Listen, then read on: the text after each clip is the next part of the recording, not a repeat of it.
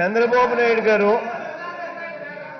Please ఎంతటి దారుణంగా ప్రవర్తించారు చంద్రబాబు నాయుడు గారు అనే దానికి నిదర్శన అధ్యక్ష చంద్రబాబు నాయుడు గారు ఆయన ప్రవేశించాల్సిన గేటే అది కాదు అధ్యక్ష.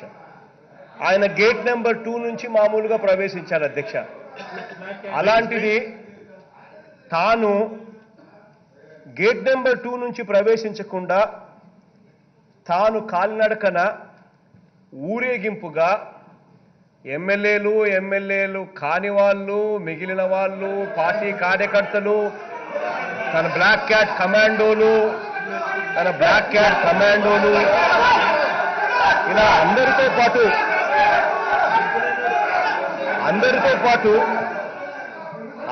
పాటు ఒక ప్రొసెషన్ గా తాను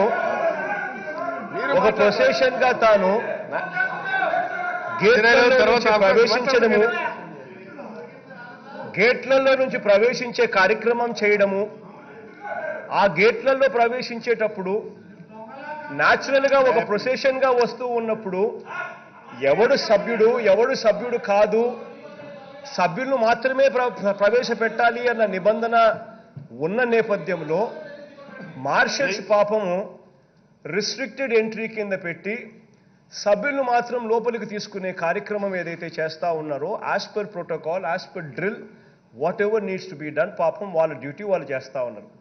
అధ్యక్ష, ఎంటైర్ క్లిప్పింగ్ లో మొత్తం చూస్తే కూడా ఎక్కడా కూడా ఎవరి మీద దౌర్జన్యం చేశారు అనేది క్లియర్ గా అర్థమవుతుంది అధ్యక్ష. చంద్రబాబు నాయుడు గారి నోట్లో నుంచి వస్తున్న మాట ఏంది అధ్యక్ష? బాస్టర్డ్. మీరు అన్న మాట, you should be ashamed of your self. Calling ఒక ఎంప్లాయీని, ఒక ఉద్యోగస్తుని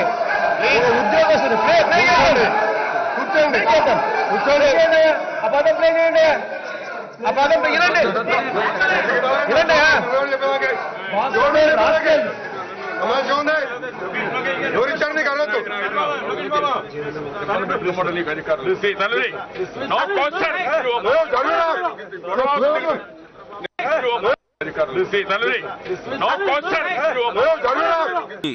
లోకేష్ నారా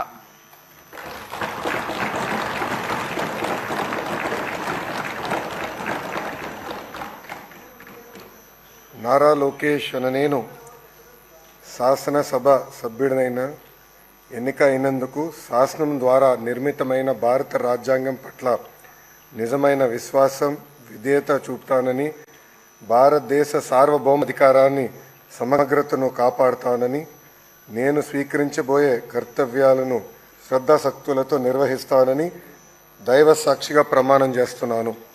ఆంధ్రప్రదేశ్ శాసనసభ సభ్యుడైన నారా లోకేష్ అన్న నేను సభ నియమంలో కట్టుబడి ఉంటానని, వాటిని అనుసరిస్తానని, సభ మర్యాదలను పాటిస్తానని, సాంప్రదాయాలను గౌరవిస్తానని దైవ సాక్షిగా ప్రమాణం చేస్తున్నాను.